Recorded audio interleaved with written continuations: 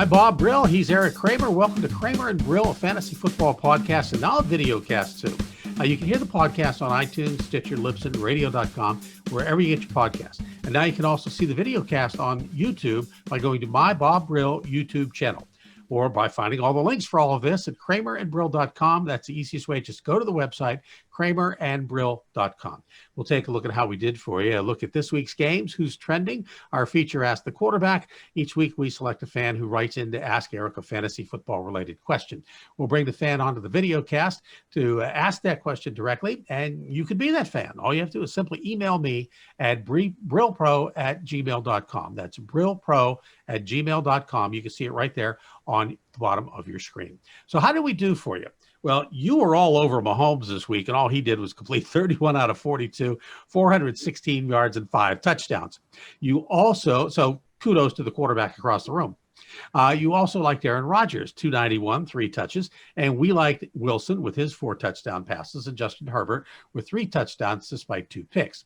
Now, we did not like Mayfield, and he did not throw a touchdown pass after throwing 5 the previous week. We said inconsistent, and that continues. We're not sure of Tua, and neither was he. Only 93 yards. We loved Carson Wentz against the Dallas D, and we stunk it up as much as he did. 2 fumbles, 2 INTs. He also got sacked in that game. Jimmy G also way down on the list and injured his ankle in the meantime. Now, we like Dalvin Cook, but no one saw a 50-point fantasy game. 163 yards, 4 touchdowns. We said to consider Giovanni Bernard. Hey, you should have done that. He had a pair of touchdowns. We did not see DJ Dallas, although we did say, take a look down the Seattle running back list. He scored a pair of touches. We didn't like anyone on Dallas, including questioning to start Zeke. He got less than 10 fantasy points. We liked DeAndre Swift, but we did not see his 6 carries for 1 yard. We love DK Metcalf. Finally had a great day. 12 catches, 161, a pair of touches. That's 42 fantasy points, folks. 42 fantasy points. He's on my team. Devontae Adams, 3 scores. Robert Woods had 2. They were on top of our list as well. We like McCall Hardman with his 96 and a score on 7 catches. It was solid. Trending this week. Trending up, Dalvin Cook, DK Metcalf, Ben Roethlisberger, DJ Dallas, Giovanni Bernard, Brandon Ayuk. Also trending up with Odell Beckham gone for the season is wide receiver Kadarrell Hodge, who's expected to get a lot of action in Cleveland. Trending down this week, Carson Wentz, I'm done, I'm through, goodbye. Yeah. Ezekiel Elliott, the Dallas receivers, Richard Rodgers, George Kittle, due to the injury and the fact that they play on Thursday night. So your thoughts on the week, Erik? I think they should be giving points for a coach. So if you've got Andy Reid or anybody associated with the Chiefs, he should be starting to get points at some point because the guy cannot call a bad play or a bad game. And obviously, Patrick Mahomes, sure, I said start him. When wouldn't you start him? It just happened to be one of the weeks he throws 5 touchdowns. I'm sure more are coming. And DK Metcalf, I think, is the story of what's going to be not only the second half of this season, but then for a long and many years to come. You can't guard him. I mean, he runs a 4.3 40. He has over a 40-inch vertical jump. He's 6'3", 225, 230. And the guy can run down DBs to go 90 yards and almost score a touchdown. But I think the offensive output with some of these teams, Joe Burrow is just week after week. The guy should be in the Pro Bowl. I mean, as a rookie. And it's not like he's got a great offensive line. There's not like he's got T. Higgins, and A.J. Green hasn't come along just yet. But, there's some surprising stories. I think Justin Herbert, and, these have to be 2 of the best rookie quarterbacks production-wise I've seen in probably ever. Well, the situation as far as what's going on with the trade deadline. Now, we do have the situation going on there, the trade deadline, and that is happening. We're recording on Tuesday, so the trade deadline for us would be tonight. So make sure you check the transaction wires by the end of the week, because there may be a couple of really, really big trades, and a couple of those trades are involving a couple of big players. Now, Fuller was one of the names that was being talked about quite a bit. So whether he gets traded or not, we don't know. Most of the trades are taking place with defensive players, and some of those have already taken place, which really doesn't affect fantasy. Now we come to our regular feature, Ask the Quarterback. It's brand new, and today we welcome in Sergio Alexander of Southern California. He's a longtime fantasy coach and a longtime Dallas Cowboys fan. Sorry, Serge. Sergio, welcome to the show. Why don't you tell us a little bit about yourself? Hey, what's up, everybody? How you doing, Bob? How you doing, Mr. Kramer? Very good, thank you. Nice to meet you, Mr. Kramer. You're here. Well, I'm a longtime Cowboys fan, as Bob already said. I'm having a bad year so far. Lost my quarterback. I lost my starting lineup. I lost my tight end. I'm hanging on by a thread to a kicker. I'm hanging on by a thread to a backup tight end. Sounds like you've lost your mind hanging on to people so far. Yeah. So I know you can feel my pain here. I hope you know what I'm going through. You know, it's just it's a bad year for the Cowboys, and I don't know what to do now with my fantasy lineup, my initial starting lineup. So you thinking about trades? Are you thinking about cutting? What are you thinking about here? Well, here's my biggest question here is, so I'm in a couple of different leagues, and at one point before Dak Prescott's ankle injury, I had Dak Prescott, I had Amari Cooper, I had CeeDee Lamb, and I had Ezekiel Elliott, and they were all, getting respectfully at least 25 to 20 points each game. So I thought I had it made. I had a good, solid system, but down goes Dak Prescott. So that's, my number one quarterback is done. And now that there's no quarterback, everybody else is kind of falling. And Andy Dalton just got placed on the COVID injured reserve list. So I got Ben DiNucci starting again against the Steelers. So I'm going to go out on a limb and say that Amari Cooper and CeeDee Lamb aren't going to be as progressive as they should be. So my biggest question is, should I start trading away or releasing Cooper, CeeDee Lamb, and Ezekiel Elliott and just kind of like start over or look for, whatever's out there? No, you're talking about a standard one-year league, not a keeper league, right? A one-year league, yes. Yeah, so at the end of the year, you would lose these guys anyway. Erik? Yeah, well, I would say that good timing, that it's now not only the, fantasy football owners and managers like yourself are thinking about this, but the real NFL is also coming up against the trade deadline. And I would say in terms of fantasy with these guys, it's amazing, isn't it? Once your quarterback goes down, somebody as good as Dak, and they haven't obviously re-signed him for some reason, not to a long-term extension anyway, and then how the fortunes of their entire team go down right along with him.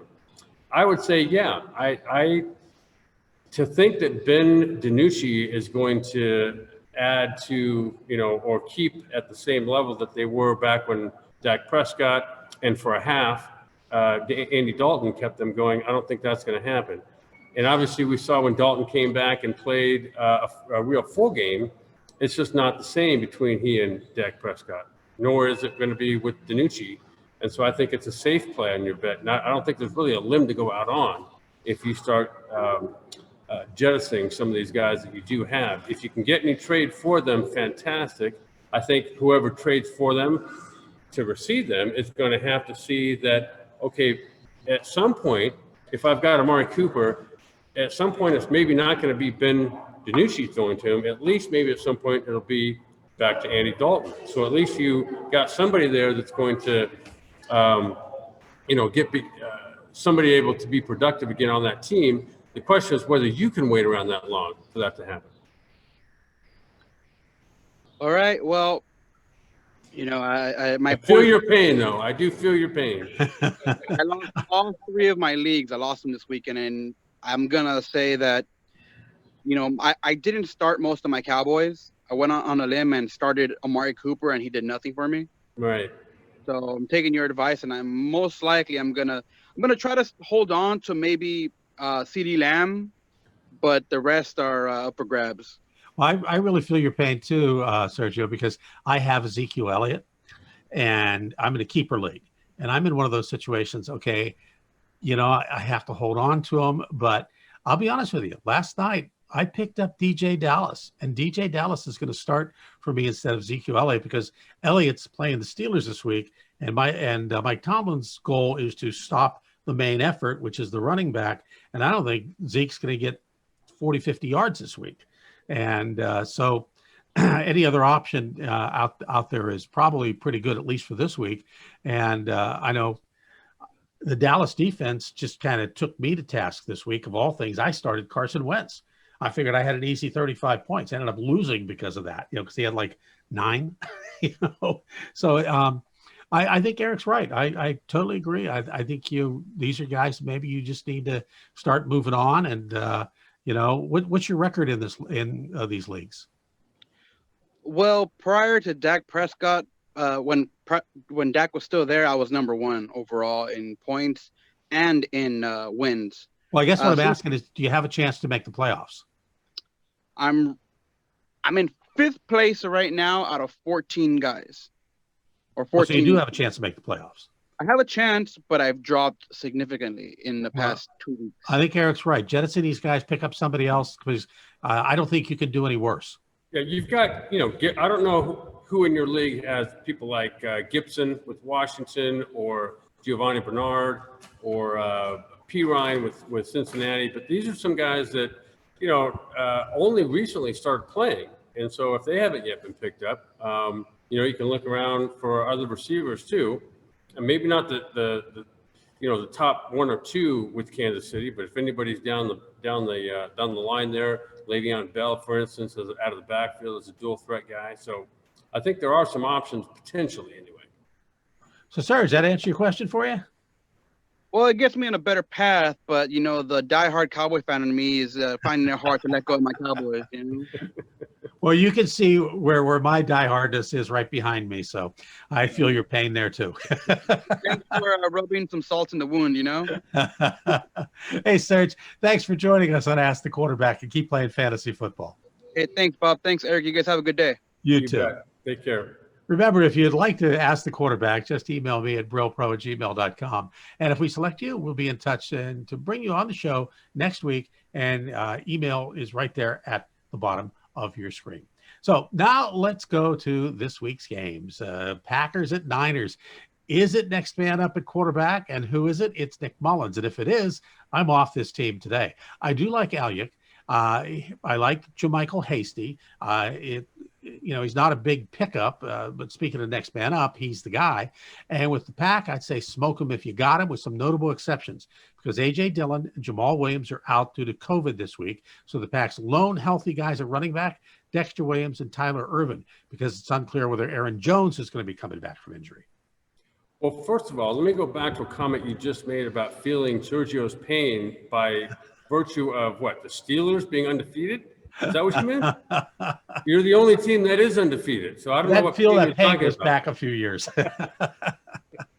Well, I would say in terms of Nick Mullins, he's actually performed better than Jimmy Garoppolo. So if anything, I would think, great, bring him on at quarterback. Obviously, he's not going to have Kittle, but they still run the ball, typically effectively well.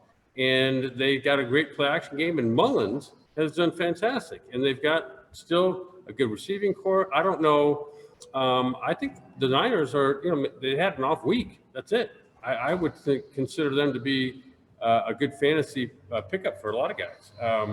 So I think, the Packers, obviously, like you said, they still have Aaron Rodgers. Despite them losing a game, he still threw for 3 touchdowns.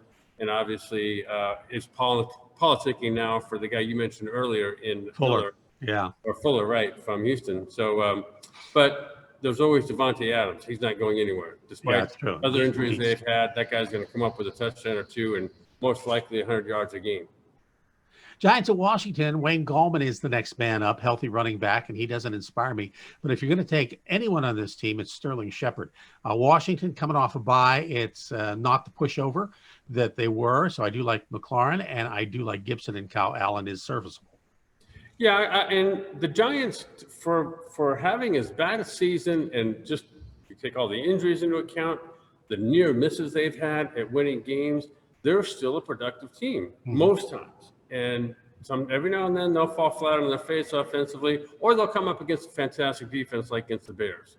But typically, here the Washington Redskins, I don't think are going to pose a defense anything what the Giants have seen in the past. So I think a lot of their guys are still good plays. Daniel Jones, even though he hasn't been, let's say, as consistent as someone like Joe Burrow, all right, or Justin Herbert, he's still doing enough good things, I think, and throws some fantastic throws, even though he stumbled at, 80 yards down the field on the one run. Yeah. Okay, still, he went 80 yards, and he's an athletic guy, and is only going to get better as the season and years go by. Talking about the Bears and Titans, I still like David Montgomery and Allen Robinson. And despite a good week, I'm not sold on Foles this week. So for the Titans, I like A.J. Brown, went for 153 2 weeks ago, disappeared last week. I still love him. Tannehill's fine, along with Derrick Henry. Corey Davis had 8 for 128. He's available in a lot of leagues. And a touch he also had, which means Corey Davis having 8 for 128 and a touch in 1 week means he'll disappear this week. So no, it will not. That's the guy I've been telling you all year long. It's just he's gotten healthy now. Now that he's back in, he went off. He's going to go off again this week too. Maybe not to the extent that he did last week. Obviously, the Bears are pretty good at shut down people's passing games. But another guy, A.J. Brown for the Titans. Here's a guy that, true, he didn't have near the production he had the week before, but he still got in the end zone. And it wasn't like he caught the ball in the end zone. He was a few yards short and broke 2 tackles to get in the end zone. So I just, again, I think the Titans have so many, I'd say improving productive weapons for the most part. And I agree with you. Allen Robinson, to me, is a beast at receiver. And I don't care who's throwing him the ball. He's going to be the #1 target. And like you said, David Montgomery has been running tough. He's been catching passes. He hasn't had the breakout game just yet. But you have to feel like he's going to be, even if he doesn't have a breakout game, let's say the impossible happens and he doesn't. I think like you that he's going to before the year's over and probably have several. But even if he doesn't, he's still going to be the guy that gets you 50 yards receiving, 50 yards running minimum a game and potentially a touchdown. So, he's another guy that Sergio might look at as he's probably not on a lot of guys' fantasy teams and could be picked up at this point in the season.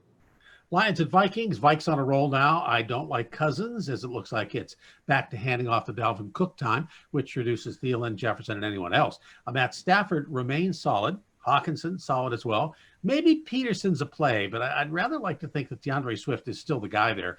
Marvin Hall is a play, and he had 4 for 113.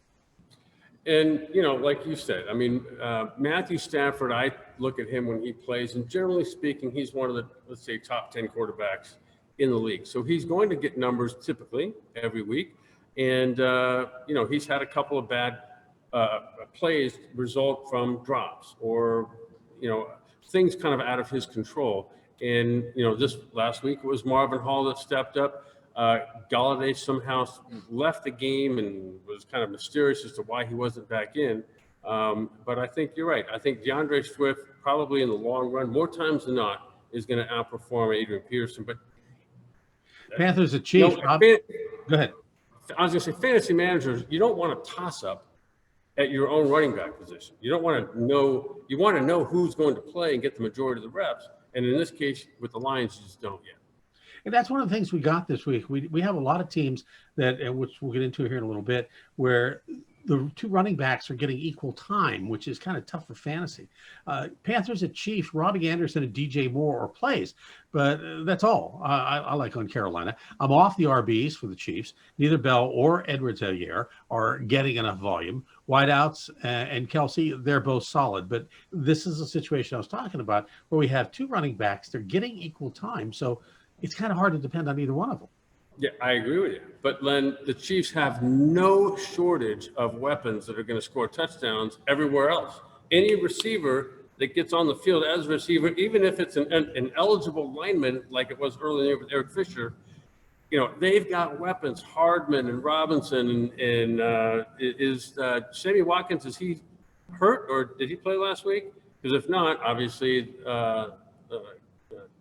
Tyreek Hill is obviously a play. So, right. And the Panthers, again, every week, the Chiefs, I don't think are going to slow them down defensively. And I'm a big believer in Teddy Bridgewater and obviously DJ Moore as well. Texans at Jaguars. Now, this is an interesting mix for this week because both teams are coming off a bye. But for Houston, I do like Fuller and Watson, and David Johnson is worth a shot at least at flex. The question mark remains if the Texans do trade Fuller.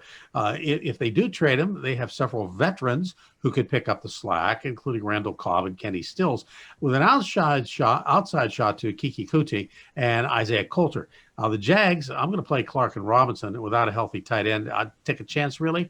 If you really need a tight end and you're looking for one, O'Shaughnessy, he's getting some targets. That's about all we can say, but he is getting targets. Yeah, I agree with you. But the Texans are kind of, what went wrong with that team this year? I don't get it. And bizarre. Because they've got talent everywhere. And Deshaun Watson obviously is, every week does what he's got to do to keep his team in contention. Obviously, he's a great fantasy quarterback, but for some reason, they just haven't gotten over the hump enough times winning the games. And here I go again. The Jaguars got off to an unexpectedly good start. I was kind of holding the bag on they weren't going to be doing anything. Well, now they finally aren't doing anything. And other than James Robinson, I wouldn't play anybody on the Jaguars. That's true. Ravens at Colts. Ravens, well, I can't figure Baltimore being down, but it could happen after a tough loss to Pittsburgh, and they run into a strong Colts D. I do expect the Ravens D to step up. So Phillip Rivers and Jordan Wilkins might not be great plays this week. You have to start Lamar Jackson, but who do you like at running back? Again, Edwards carries 16 times, Dobbins 15 for 113, and Jackson had 16. So the 45 or so ground touches against Pittsburgh, they were all equally split. Not good for fantasy, and more like last year's New England's ground game. I can't believe I'm actually going to ask this question, but do you really have to start Lamar Jackson? I mean, think about it. Last week. Boy, that coming from you, that's I can't believe you asked me that either. Okay, but think about this. Okay, of the 22 guys, starters for the Ravens last week, who was the one guy who really didn't get it done? Yeah.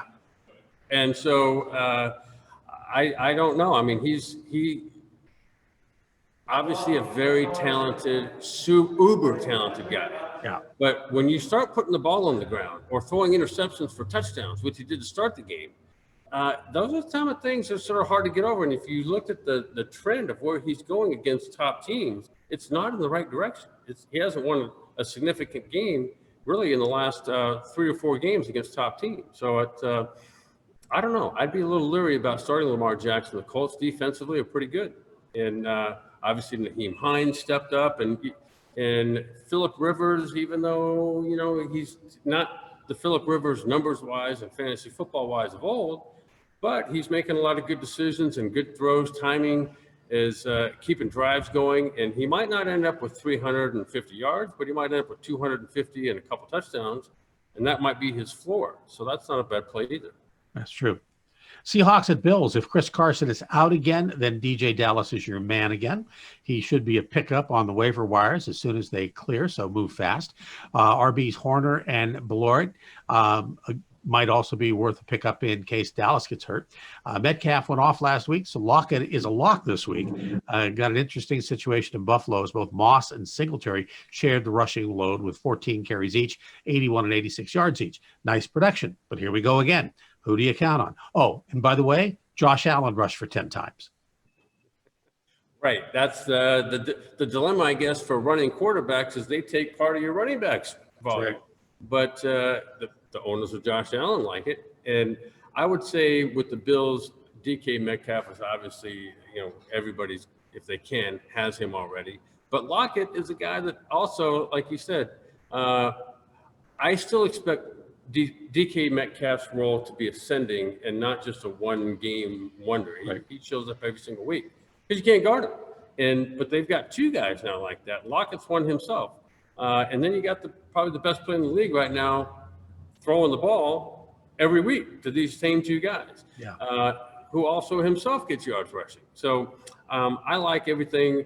The Seahawks, I think, are going in the right direction. The Bills, I'd say the last month or so have been skating by from time to time, and sometimes not. So, right. So I think I still like everything the Seahawks are doing offensively, production-wise, fantasy football-wise, and any of the other kind of production that they have. So yeah, I would obviously, there's no changes I'd make in either lineup right now.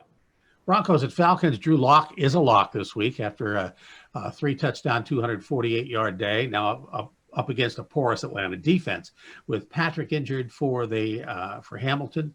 I'm sorry, Patrick's out. Or I'm sure he's out, but he was injured last week, so he was out, and he probably is going to be out again. So with him injured, look for Hamilton, Hamler, the rookie, Judy, all to get their looks. Any of them is at least a flex play. Gorley is a play here. Julio Jones is back as Ryan's fave target.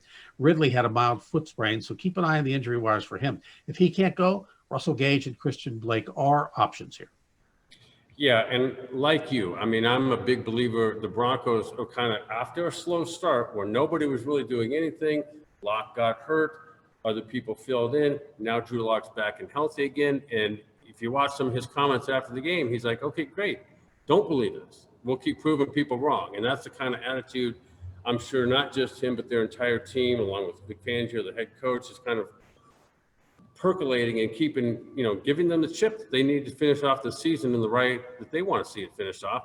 And again, now they've got the Falcons, who everybody knows, production-wise, offensively, they're great, but then defensively, they're very skittish. And so I'd look for another big day productive-wise out of the Broncos, led by Drew Lock, and as you said, KJ Hamler and Jerry Jeudy. And don't forget about Phillip Lindsay. Another great game last week, both receiving and rushing. And so, they've got options there in Denver. And the Raiders at Chargers, Josh Jacobs is coming off a 31-carry, 112-yard day. Looks solid again. Nelson Aguilar didn't catch a pass on 2 targets, which should not happen again. Renfro and Ruggs doubled that each. They beat the Browns without great stats. So maybe Aguilar comes back this week. I think he's worth a flex shot against the Chargers. And I like all the Chargers offensive starters here. Well, yeah, and think back to that Raiders-Cleveland game last week. That was the first bad weather game, really, when you think about the wind conditions and the cold starting to set in. Neither team, Raiders or Cleveland, had anybody produce offensively. And so the Raiders, being as good as they are and typically produce week in and week out, now they're going up against the Chargers. They'll be out San Diego, be out in LA now. And I look for them to rebound in terms of fantasy numbers, including Derek Carr, including Aguilar and Henry Ruggs. And then on the Chargers side, they're just going to continue doing what they do every single week. And that's be led by the, Justin Herbert, who has slammed his way on the NFL scene this year. Well, he has, hasn't he? Both passing and running. And like you said, I mean, they've got, not just, I was going to say the running back position last Jackson? week, but obviously the Keenan Allen and Mike Williams have been productive in the passing game as well. Steelers and Cowboys. Well, the Cowboys stepped up against the Eagles, but still lost. I love the Steelers D here. I love Ben. I like Connor and all 3 wideouts. I even like tight end Eric Ebron. Now for Dallas, I'm probably not even going to start Zeke. I'm probably going to sit him because with all that's going on, and Mike Tomlin's philosophy seems to be this year to shut down the main running back and let the rest fall to his defensive secondary. Maybe they're giving up a lot of yards, but they're getting takeaways, and nothing devastates a team more than takeaways, especially when it's a pick 6. And they've had several. So I'm going to sit Zeke this week as well. I think that's a good choice. And, it's almost like, well, when you talk about the Steelers, okay, so they won last week against the Ravens despite really doing nothing offensively, right? Lamar Jackson kind of blew that game for them. And so the Ravens did outgain the Steelers every way you could possibly do it, but yet still lost the game. And I think the Steelers, the best thing they have going for them offensively is that they're playing the Cowboys defense, right? Yeah. I mean, so that's this is probably the week for them to get back on track a little bit. And obviously it was nice to see Chase Claypool get back in the end zone. And I think that's probably going to why steer away from that, right? So the Cowboys, I think, like you, and unfortunately for Sergio, I just think they're shot right now, and there's just no getting out of that hole that they're in offensively. Yeah, I know. I actually do feel bad for Cowboy fans. Yeah, right. Okay. I don't either, because they ruined a few of my years back when I was playing with Detroit. Dolphins at Cardinals. The Dolphins D had an unexpected uprising against the Rams, but don't expect that again. I think the Cards are too versatile for that. I like Murray and Hopkins here as well as Kirk. Dolphins defense will be tough, though. Expect the Cards receivers to have good days, and I'm off both tight ends here, finally. Well, if you're off the Dolphins defense, okay, and I think right, they haven't done anything really all season long to let us know that they're going to be a stalwart defense like they were against the Rams. So who's that leave that's got to step up? Now is the week that Tua Tagovailoa has got to step up, and against this Cardinals defense has been pretty good all year. So I too like the Cardinals offensively. I think they, certainly with Kyler Murray, as versatile as he is, and the weapons he has around him. And that Cliff Kingsbury, who I didn't believe was going to do all that well, obviously has them in contention in one of the toughest divisions, maybe the toughest in the NFL this year. So I don't look for the Dolphins really yet to get really going offensively and put up big numbers with Tua at the moment. That doesn't mean they're not capable of it down the road as he gets more experience, though. Saints and Buccaneers. Wow. NFC South battle will have Drew Brees against Tom Brady. For the TV shows or for television, that's a great matchup. It's also got a tough Tampa defense in there. The Bucs are playing very well right now, and both teams have weapons, which should make this a high-scoring game with Tampa on top. No reason to sit anybody on these teams, and this will be the debut of Antonio Brown, who might have a good day and will play since Chris Godwin has been hurt. Tre'Quan Smith and Deontay Harris are next men up, so if you need wideouts, they might work for you. Isn't it amazing how, so the Saints, right, they just finished off with the Bears, beat them, very tough defense. Now for a reward, they get the Buccaneers. And they had to go into overtime to beat the Bears, and now the Buccaneers, who have a better offense than the Bears, and I still think the Saints and Drew Brees are going to match up fine, because it doesn't seem to matter to them whether it's Michael Thomas or, some of the other names you had mentioned earlier. And I think that even with that defense Tampa Bay's got, Drew Brees and Sean Payton are savvy enough and have been around enough and know their own offense so well that they find ways to move the ball, get first downs, move the chains, and put themselves in a position to score points. That's just what they do. And then the Buccaneers, obviously, I think they found who they are offensively now. And Tom Brady has, 15 touchdowns and 1 interception. Yeah. So obviously they know what they're doing a little bit offensively in Tampa Bay at this point. And he's run for a couple too. for about a yard. Yeah. Normally I would say last but not least, but this last game, it really is the least. Patriots at the Jets. I can't think of a game where I'd recommend no one on either team except this one. Not even Damian Harris. He had 102 yards rushing for the Patriots this past week. And I can't recommend anybody on this team, these teams. Right. And I would say only because of by rule somebody has to win, that somebody's going to win. I mean, neither one of these teams, I think, right now can score even against no defense. So it's a matter of I don't even know who's going to score in this game. And certainly Cam Newton is really kind of falling off the table here these last 2 or 3 weeks. And the Jets are, like you said, both teams are sort of circling down the drain right now.